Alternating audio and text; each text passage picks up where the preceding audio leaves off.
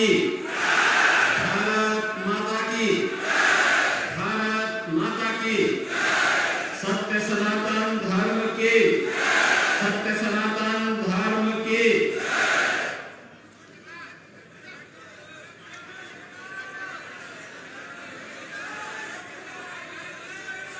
वंदे वंदे वंदे।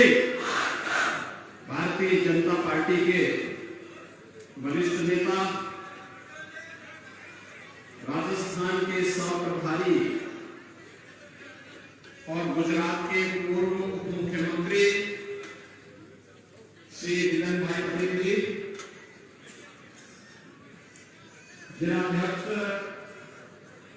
श्री प्रभुजी पांड्या,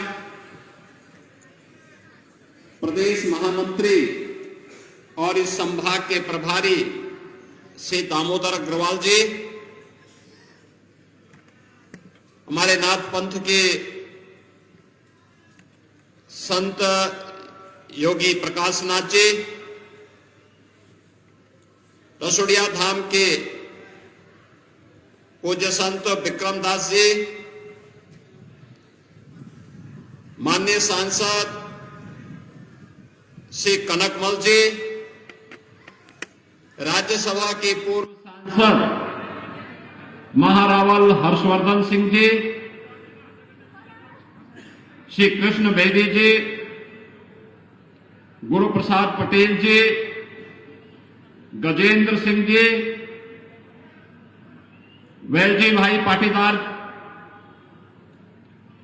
मंच पर उपस्थित भारतीय जनता पार्टी के सभी पदाधिकारीगण, डोगरपुर विधानसभा क्षेत्र से भारतीय जनता पार्टी के लोकप्रिय प्रत्याशी श्री बंसीलाल कटारा जी और भारी संख्या में उपस्थित भारतीय जनता पार्टी के सभी पदाधिकारी और उपस्थित कार्यकर्ता भाइयों और बहनों, आज मुझे ऋषि मुनियों की इस पावन धरा पर देश की आजादी के लिए, देश और धर्म की रक्षा के लिए बलवेदी पर अपना बलिदान देने वाले उन भारत माता के महान सपूतों की इस पावन धरा पर आकर के और आप सबसे संवाद बनाने का अवसर प्राप्त हुआ है। इस धरा को नमन करते हुए मैं आप सबका हृदय से अभिनंदन करता हूं। भाइयों बहनों, जब हम राजस्थान की बात करते हैं तो देश और के शौर्य और पराक्रम की बात सामने आने लगती है। देश का शौर्य, देश की भुजाएं, युवाओं की भुजाएं फड़कने लगती हैं, क्योंकि राजस्थान भारत का शौर्य का प्रतीक है। राजस्थान भारत के पराक्रम का प्रतीक है। और याद रखना, जहां शौर्य और पराक्रम होगा उसकी आधारशिला भक्ति में होगी। ये भक्ति और शक्ति का अद्भुत संगम है। धर्म है तो कर्म है और कर्म है तो धर्म है।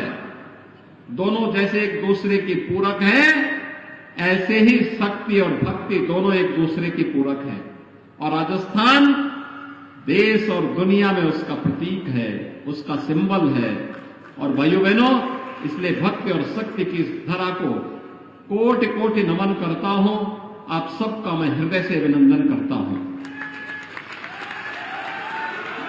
भाइयों बहनों, राजस्थान पिछले 5 वर्ष से करा रहा है।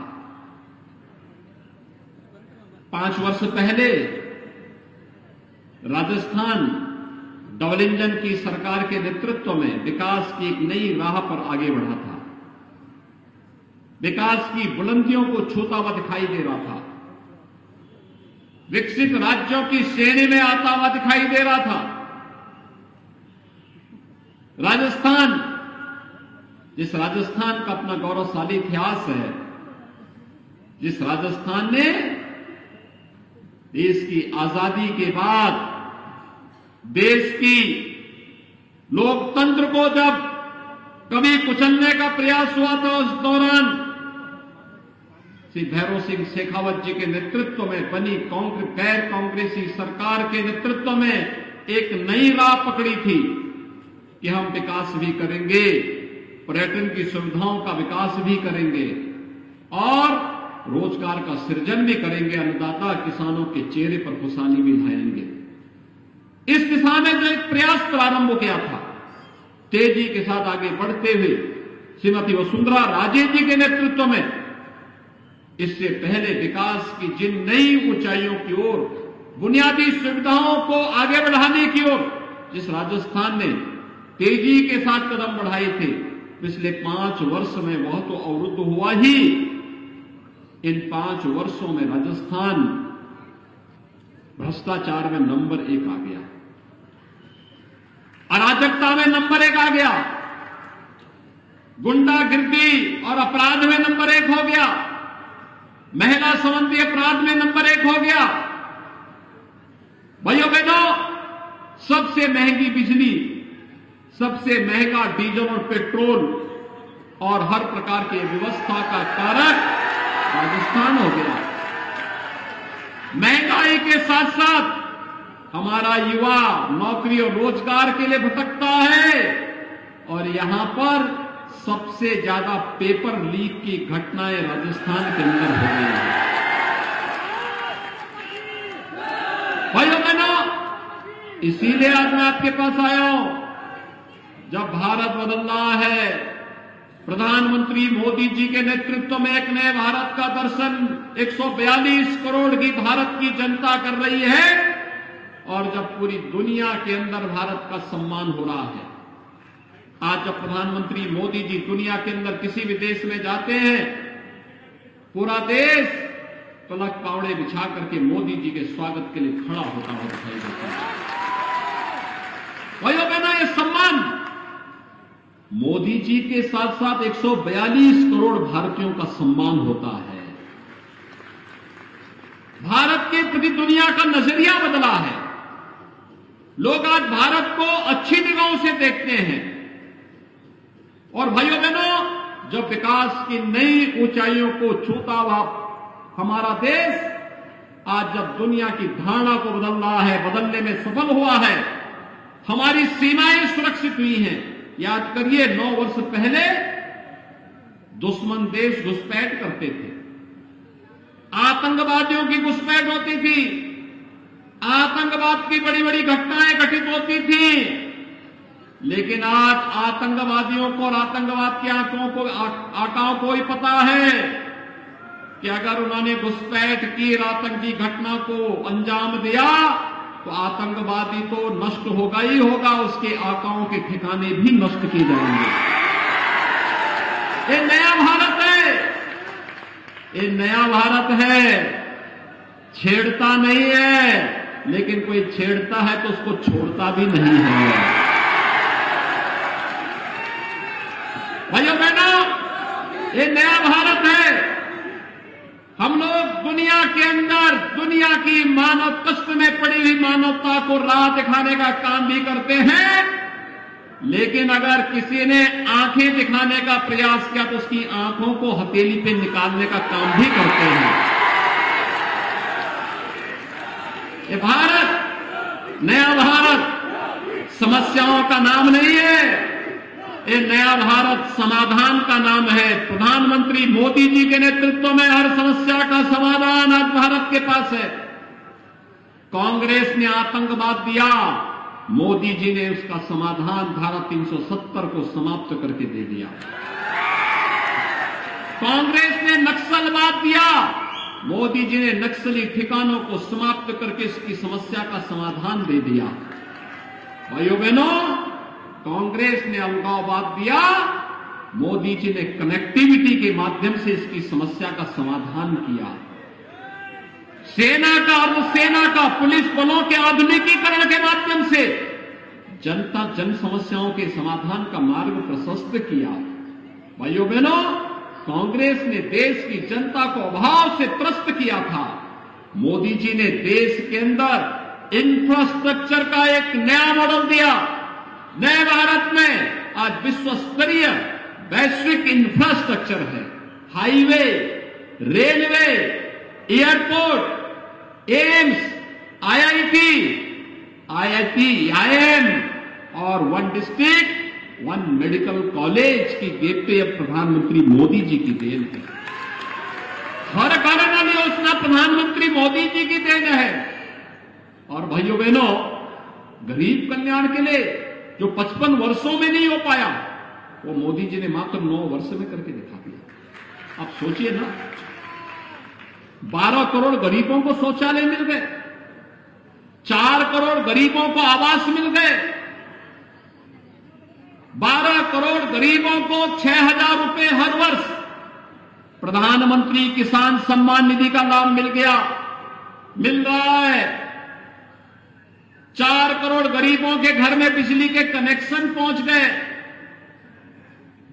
9 करोड़ 60 लाख गरीबों के घर में उज्ज्वला योजना का रसोई गैस का सिलेंडर भी पहुंच गया।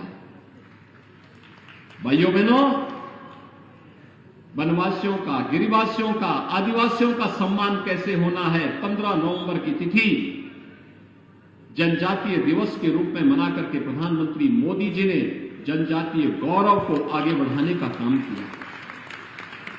आज उनके उत्थान के लिए नई नई योजनाएं चल रही हैं। बाबा साहब भीमराव अंबेडकर को सम्मान देते हुए पंच तीर्थों का विकास ये प्रधानमंत्री मोदी जी की देन है।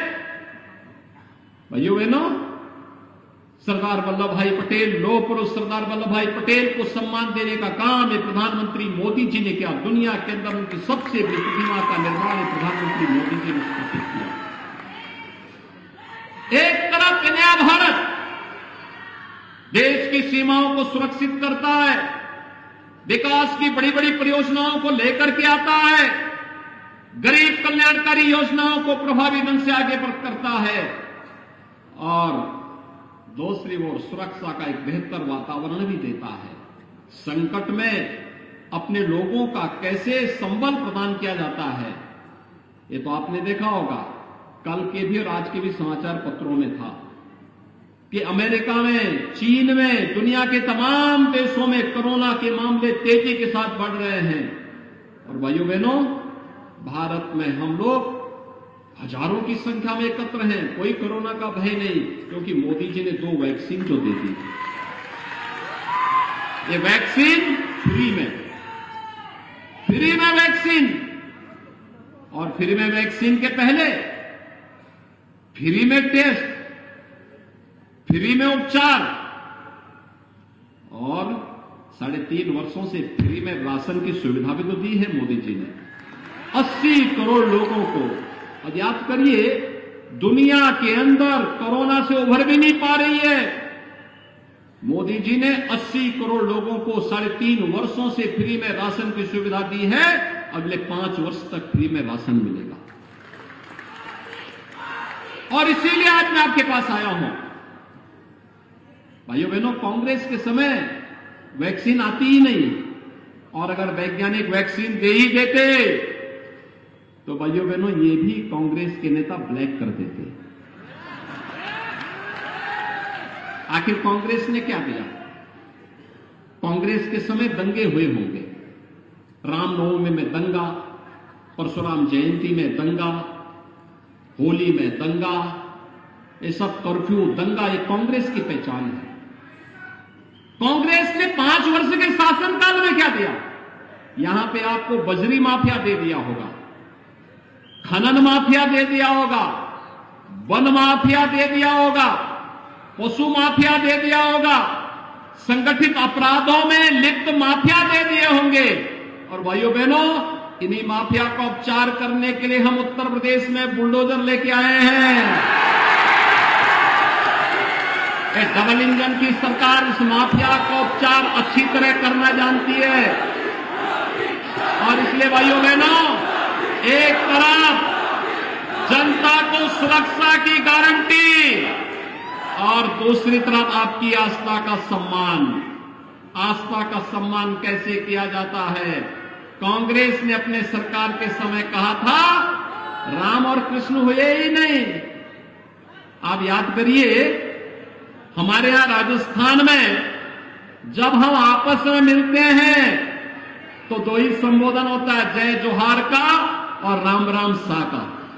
यही होता है ना, यही होता है ना, जय जोहार या राम राम सा, यही तो होता है। और कांग्रेस कहती है, एक तो सनातन को गाली देती है और दूसरी तरफ कहती है राम और कृष्ण तो हुए ही नहीं, यानी हमारे सनातन को भी गाली दे रहे हैं। अब तो हमें गाली दे रहे हैं, हमारे अस्तित्व पर प्रश्न खड़ा कर रहे हैं। भाइयों बहनों, जो हमारे अस्तित्व पर प्रश्न खड़ा कर रहा हो, क्या हमें उसे समर्थन करना चाहिए? क्या हमें माफियाओं को समर्थन करना चाहिए? क्या जो हमारे प्रभु को गाली देते हो, क्या हमें उन्हें समर्थन करना चाहिए? क्या? और देखिए, मोदी तो नाम है समाधान का। मोदी जी ने जो बोला सो करके दिखा दिया। 500 वर्षों की समस्या थी अयोध्या में, आज अयोध्या में मंदिर बन रहा है ना। अयोध्या में आज मंदिर बन रहा है ना, कोई संदेह है? अच्छा, डोगरपुर से कितने लोग वहां जाना चाहते हैं? अयोध्या पूरा डोगरपुर ही जाना चाहता है। आप सबका अभिनंदन है। अयोध्या में 22 जनवरी को प्रधानमंत्री मोदी जी के कर कमलों से अयोध्या में भगवान राम के भव्य मंदिर में रामलला विराजमान होंगे 500 वर्षों के बाद। याद करिए, हमारे पूर्वजों का कई पीढ़ियां चली गई राम मंदिर के लिए लड़ते लड़ते, लाखों लोग शहीद हो गए। आज राम मंदिर का निर्माण हो करके अब भगवान राम विराजमान भी होंगे 22 जनवरी को। और भाइयों बहनों, हर हिंदुस्तानी की इच्छा है कि प्रभु राम के मंदिर में मैं भी दर्शन करूं। और क्यों नहीं हो? राम हमारे पूर्वज हैं, हम तो उस विरासत के हैं। जैसे हम लोग आते हैं यहां, डोगरपुर हो, उदयपुर हो, चित्तौड़गढ़ हो, हर व्यक्ति मानता है कि हमारे तीर्थ हैं, आधुनिक तीर्थ हैं, क्योंकि देश के लिए त्याग और बलिदान के लिए एक अमिट छाप इस धरती ने छोड़ी है। और भाइयों बहनों, ऐसे ही देश के अंदर धर्म और न्याय की स्थापना के लिए, सत्य की स्थापना के लिए, राम राज्य की अवधारणा को देने के लिए प्रभु राम के प्रति हम सबका एक स्वाभाविक सम्मान और श्रद्धा का भाव है। और उसी श्रद्धा को व्यक्त करने का एक अवसर हर भारतवासी को प्राप्त होगा। और इस अवसर पर इसीलिए मैं आप सबका कहने के लिए आया हूं, भाइयों बहनों, उत्तर प्रदेश में डबल इंजन की सरकार नहीं होती तो ये काम नहीं होता। डबल इंजन की भाजपा की सरकार थी और मोदी जी का नेतृत्व है, तो अयोध्या में राम मंदिर का निर्माण हो रहा है, भव्य मंदिर का निर्माण हो रहा है। अयोध्या का दीपोत्सव भी आपने देखा होगा, लाखों दीप जल रहे थे अयोध्या में, हर वर्ष चलते हैं जब से भाजपा की सरकार उत्तर प्रदेश में आई है। सबको सुरक्षा, कोई दंगा नहीं वहां, कहीं कोई समस्या नहीं, कोई किसी प्रकार का दंगा नहीं। भाइयों बहनों, इसीलिए हम लोग आज आपके पास आए हैं कहने के लिए, राजस्थान को इस अराजकता, अव्यवस्था, भ्रष्टाचार, गुंडागिरी, माफियागिरी से मुक्त करने के लिए डबल इंजन की सरकार राजस्थान में भी चाहिए। डबल इंजन की सरकार के लिए श्री बंसीलाल कटारा को यहां से विधायक बनाना चाहिए। सहमत हैं? सभी लोग सहमत हैं? सभी लोग दोनों हाथ ला करके एक बार अपनी सहमति का मोहर लगा करके मेरे सामने बताइए थोड़ा। दोनों हाथ ला करके बोलेंगे भारत माता की। भाइयों बहनों, और मेरी अपील होगी आपसे, श्री बंसीलाल कटारा को कमल चुनाव चिन्ह पर आप जयपुर भेजिए। और भाइयों बहनों, बदले में बंसीलाल कटारा से मैं कहूंगा कि 22 जनवरी के बाद कोई एक शुभ मुहूर्त देख करके राम भक्तों को लेकर के अयोध्या आए। सहमत है? सब लोग सहमत हैं ना? तो भाइयों बहनों, आप सब डबल इंजन की सरकार बनाने के इस अभियान के साथ जुड़े और भाइयों बहनों, बंसीलाल कटारा अपने कर्तव्यों का निर्वहन करने के लिए आगे डटेगा। इस विश्वास के साथ 25 नवंबर को कमल चुनाव चिन्ह पर भारतीय जनता पार्टी के प्रत्याशियों को भारी बहुमत से विजयी बनाने की अपील आप सबसे करते हुए अपनी वाणी को देता हूं विराम। जय जय श्री राम।